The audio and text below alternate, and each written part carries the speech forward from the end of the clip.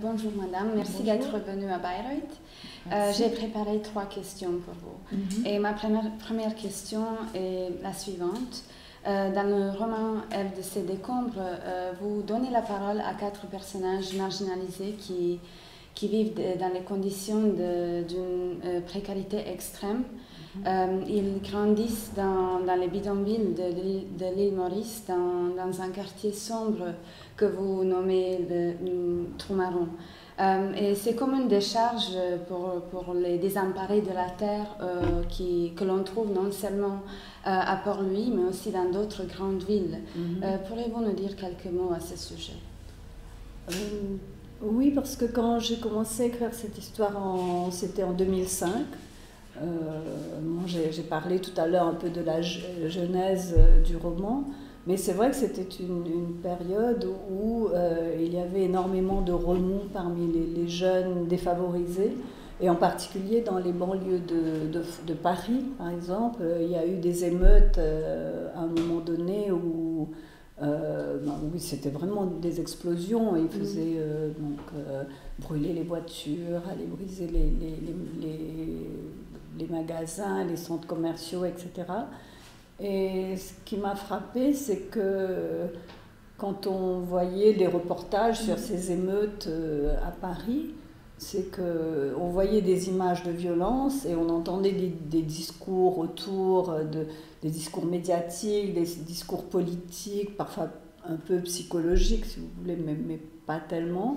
Mais on n'entendait jamais les voix de ces jeunes eux-mêmes, où on n'entendait que l'expression d'une violence. On ne savait pas du tout ce qui se passait à l'intérieur de leur tête. Et donc, en commençant à écrire ce roman, ce n'était pas directement lié aux émeutes, mais c'était quand même, il y avait une sorte de bouillonnement parmi la jeunesse, qui a fait que quand j'ai commencé à écrire le roman et que j'ai pensé à mettre en scène ces 4 personnages, je me suis dit, écrire en disant « je », pour chacun d'entre eux, me permettait d'essayer d'entrer dans leur vie intérieure et dans ce qui se passe dans leur tête qui va leur faire prendre des choix pareils. À Maurice, par exemple, souvent de l'extérieur, les gens qui voient des jeunes être violents ou aller voler et tout, ils disent « Ah, ils ne veulent rien faire pour s'en sortir ». Mais personne n'essaie de se mettre à leur place et de comprendre où se trouve l'avenir pour eux. Quand ils regardent autour d'eux, ils ne voient pas d'avenir. Donc du coup, ils se sentent acculés et la seule réaction, c'est d'essayer de tout casser pour se faire entendre. Et l'autre problème que j'avais en disant « je », enfin la question que je me suis posée, c'est quelle langue utiliser pour eux. Parce que ce sont des jeunes de 17 ans d'une banlieue de Port-Louis. En principe, ils auraient parlé le créole. Mais ce n'est pas... Bon, déjà, moi, j'écris en français.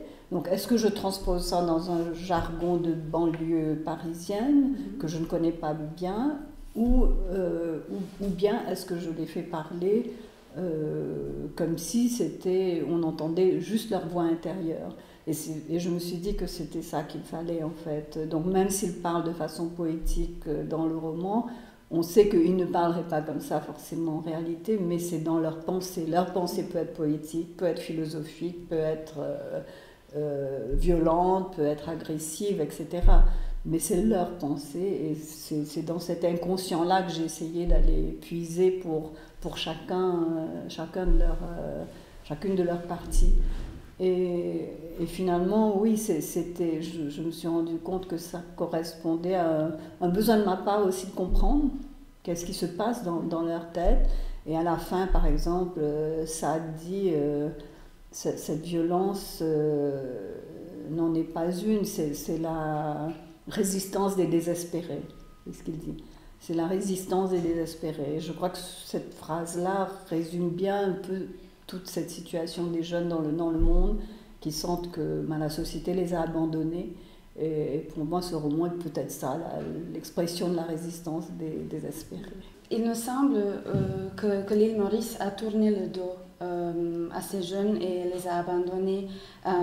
Et non seulement que cette île représente un espace d'enfermement, un espace infernal, une prison qui les a piégés et dont ils ne peuvent pas s'échapper, mais en plus, il nous semble qu'ils n'ont pas un bon accès à l'éducation et les institutions sont corrompues. À l'école, qui devrait leur offrir l'éducation et protection, ils ne reçoivent que le maltraitement. Donc. Et la famille aussi est dysfonctionnelle. Comment peut-on survivre dans ces conditions? Et pensez-vous qu'il y ait de l'espoir et des solutions pour la jeunesse à l'île Maurice? C'est une question difficile parce que bien sûr, ce n'est pas, enfin, ce que je raconte là, c'est à la fois représentatif et à la fois ça ne dit pas tout, parce qu'il y a bien sûr des possibilités, il y a des cas où des jeunes ont pu s'en sortir, il y a des cas où les professeurs ont pu inspirer davantage et les aider à faire leurs études et s'en sortir, mais il me semble que pour la majorité, et de plus en plus c'est le cas, malheureusement, cette situation-là est assez caractéristique et qu'on va dans une direction où il y a une sorte d'aveuglement par rapport à tout ce qui se passe au-dessous d'une certaine catégorie sociale, enfin dans une certaine catégorie sociale. Ce livre a été publié en 2006, ça fait 16 ans, et il est encore d'actualité en fait. Et c'est pour ça, je crois que c'est le livre qui survit le plus, parce qu'il est beaucoup traduit, il continue à avoir de nouvelles traductions. Il a été publié en Angleterre récemment il avait déjà été publié en Angleterre et été republié dans une collection jeunes adultes, et donc pour être lu dans des lycées. Et je me rends compte en parlant à des lycéens que ça les touche beaucoup. Alors, ce qui est désolant, c'est que dans un pays comme Maurice, qui est un petit pays, il y a une population de 1 300 000 environ, les solutions sont possibles dans ce genre de situation si les forces sociales, les forces politiques et en général les citoyens décident qu'il faut aider ces jeunes. Et donc, parce que les solutions sont possibles, c'est très douloureux et révoltant de se rendre compte qu'il n'y a pas assez qui est fait pour eux. Et c'est un peu pour ça, je crois, que les artistes, les écrivains tentent de mettre le doigt justement sur ces points-là. Ce n'est pas pour dire qu'il n'y a pas de bonnes choses qui se passent, mais pour dire, il y a quelque chose à faire là. Et évidemment, c'est très important pour moi parce que dans tous mes romans, il y a ce concept de l'enfermement. Et là, on est dans une île qui est aussi une sorte de prison quelque part. On est dans un lieu qui s'appelle Trou Marron. Et le nom aussi est délibéré parce que je ne voulais pas mettre un nom réel, mais le nom est construit un peu. Il y a beaucoup de noms de lieux à Maurice où il y a le mot trou au cerf, trou aux biches, trou fanfaron. Mais le mot marron, qui est aussi comme une sorte de couleur un peu sombre et glauque, ça ramène aussi au marronnage. Donc Maurice a aussi un passé d'esclavage. Et donc les esclaves qui s'enfuyaient, on les appelait les marrons. Donc ce mot même réussit à rassembler une partie de l'histoire de Maurice, et ça devient l'autre enfermement, le deuxième enfermement où ils se trouvent. Et le troisième, c'est leur propre tête peut-être. Ils sont aussi emprisonnés dans leur vision du monde. Voilà, c'était un peu l'envie de dire ces choses-là qui a fait que j'ai écrit dessus. Est-ce qu'il y a de l'espoir? Moi, j'espère qu'il y a toujours de l'espoir. Et je pense aussi qu'il y a des choses à faire, même pour les artistes, qu'il faut qu'on s'engage en fait plus. Et il y a des projets de plus en plus d'aller dans des écoles, d'essayer d'apporter une autre manière une autre forme d'éducation artistique qui peut aider ces jeunes, mais c'est un peu comme le combat du féminisme, ce n'est jamais fini en fait. Vos deux livres sont inclus dans le programme scolaire, n'est-ce pas? À Maurice, je ne crois pas qu'ils soient inclus dans le programme du système scolaire anglais, pas celui-là en tout cas, le voile de Job Régulier, mais dans les lycées français mauriciens, ils sont Ils sont inclus, et aussi dans des lycées en France, il est inclus au programme, donc, enfin dans certains lycées. Donc c'est pour ça que j'ai l'occasion de rencontrer des jeunes du même âge et qui se sont très concernés, parce que ces jeunes-là ont le même âge qu'eux, donc ça leur parle beaucoup, cette histoire. Ma troisième question elle porte sur la relation entre Ève et sa mère. Je trouve que cette relation est très complexe, et donc on voit qu'elles se sont éloignées l'une de l'autre en raison du fait qu'Ève s'est mise à la prostitution.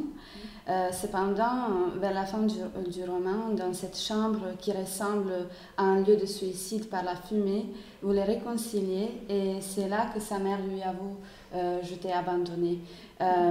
Et la scène où sa mère lui coupe les cheveux est très émouvante, et nous avons l'impression qu'Ève est ainsi privée de ce qui lui reste d'humanité et de féminité aussi. Donc, pourriez-vous nous dire quelques mots sur cette approche-là?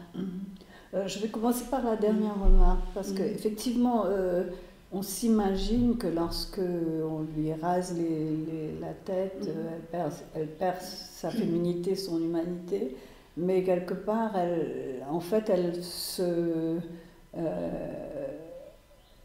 reprend possession en fait de son humanité, de sa féminité, parce pour elle, les cheveux, c'était un signe de féminité, mais aussi de domination de la part des hommes, c'est-à-dire qu'on la saisit souvent par les cheveux, parce qu'elle a des cheveux très touffus, son père lui arrache des cheveux en la frappant, donc en se débarrassant de ses cheveux, elle se débarrasse de cette part d'elle qui est soumise quelque part à la violence des hommes. Mais effectivement, dans le personnage de la mère, au début, elle est décrite de façon très très négative, puisqu'elle est déjà effacée, probablement victime elle-même, mais elle n'arrive pas à défendre sa fille, et donc elle la laisse vraiment se débrouiller toute seule, au point où elle est obligée de se prostituer pour survivre. Mais je voulais aussi qu'elle ait quand même une sorte de cheminement intérieur qui fait qu'à la fin, elle reprend conscience de tout ce qui a, justement du fait qu'elle ait abandonné Ève et de ce qu'elle n'a pas fait pour elle. Mais ce moment où elle se retrouve, justement, c'est le premier contact physique depuis très très longtemps, et c'est le seul contact émotionnel entre les deux. Et ce geste de raser les cheveux, c'est symbolique à plusieurs niveaux. Donc, dans plusieurs cultures aussi. Donc, Maurice, c'est vraiment une île hybride culturellement. Donc, j'ai repensé, par exemple, en Inde, à une époque, quand une femme devenait veuve, on lui rasait les cheveux, parce que justement, plus de féminité, elle est veuve, plus d'hommes, donc on abolit tout. Et dans la l'histoire occidentale, après la Deuxième Guerre mondiale en France, par exemple, quand il y avait eu des femmes qui avaient eu soit des relations avec des Allemands, ou dont on soupçonnait qu'elles avaient peut-être collaboré, mais on leur rasait aussi les cheveux. Et donc c'était visible qu'elles étaient considérées comme des traîtres. Et donc cette idée de raser les cheveux, c'est très fort, c'est un symbole très fort, en tout cas pour moi, mais globalement. Mais c'est aussi le moment où, de manière contradictoire, elle va dire j'ai la crinière de ma faim. Donc c'est une crinière invisible, et c'est une faim malheureusement de vengeance, mais une faim aussi de se dire j'arrête tout et je suis le chemin que j'ai envie de suivre, qui est un chemin de violence, parce que je pense que cette histoire-là ne pouvait pas vraiment se terminer autrement, face à ce qu'elle a vécu avec ce prof et tout. Mais c'est le moment où elle redevient entière, justement, comme je disais, on parlait tout à l'heure de cette séparation entre le corps et l'être. Ce moment-là, ce geste-là, cette perte des cheveux, ce contact avec la mère, elle redevient entière, et donc c'est le moment clé vraiment de l'histoire. Merci beaucoup.